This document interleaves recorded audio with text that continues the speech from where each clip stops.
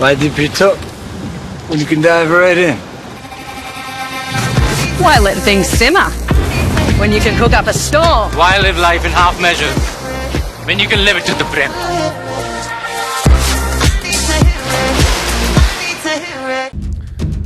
దోమకాట్లతో వైరస్లతో dengue, typhoid, malaria, chikungunya ఇలా అన్నీ ఒకేసారి అటాక్ చేస్తున్నాయి. ఎడిస్ దోమకాటుతోటి చికెన్ గున్యా వస్తుంది, ఎనాఫిలిస్ దోమకాటుతోటి మలేరియా, ఎడిస్ ఈజిప్టిపై దోమకాటుతోటి డెంగీ, ఇలాగ క్యూలెక్స్ దోమకాటుతోటి మెదడు వాపు ఇలా అన్నీ వస్తాయి.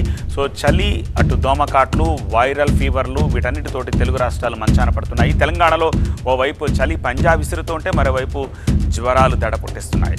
వైరల్ ఫీవరే కదా అని లైట్ తీసుకోవద్దు, ఎందుకంటే విష జ్వరాలు ప్రాణాలు తీసేస్తాయి. టైంకి ట్రీట్మెంట్ తీసుకోకపోతే ప్రాణాలు పోయే అవకాశం కూడా ఉంది. మెయిన్గా ప్లేట్లెట్స్ పడిపోతాయి. సో వైరల్ ఫీవర్లు ఊపిరితిత్తులు, కాలేయం, గుండెపై ఎక్కువగా ప్రభావం చూపిస్తూ ఉంటాయి. బీపీ డౌన్ అవుతుంది, టోటల్గా బాడీ మొత్తాన్ని గుల్ల చేస్తుంది. చికెన్ గున్యా కేసులు అధికంగా నమోదవుతున్నాయంటున్నారు డాక్టర్లు. దీంతో ప్రభుత్వ ఆసుపత్రులకు బాధితులు క్యూకడుతున్నారు. చిన్నారులపై చలి తీవ్ర ప్రభావం చూపిస్తుందని వైద్యులు హెచ్చరిస్తున్నారు. ప్రతిరోజు 1000 మంది చిన్నారులు ఆసుపత్రికి వస్తున్నారని నిలోఫర్ ఆసుపత్రి వైద్యులు తెలిపారు.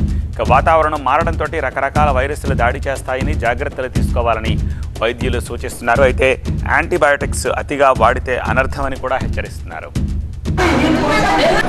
ఇది 100% యాంటీబయాటిక్ అన్నది చాలా కేర్ఫుల్గా తగిన మోతాదులో తగినన్ని రోజులు మాత్రమే వాడాలి.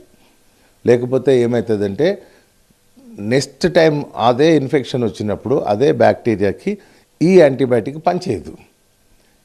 అందుకోసం డాక్టర్స్ దగ్గరికి వెళ్ళే మీరు మందులు వాడుకోవాలి.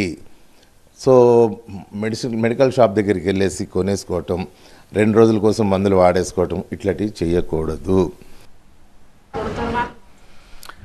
ఏపీ ప్రభుత్వం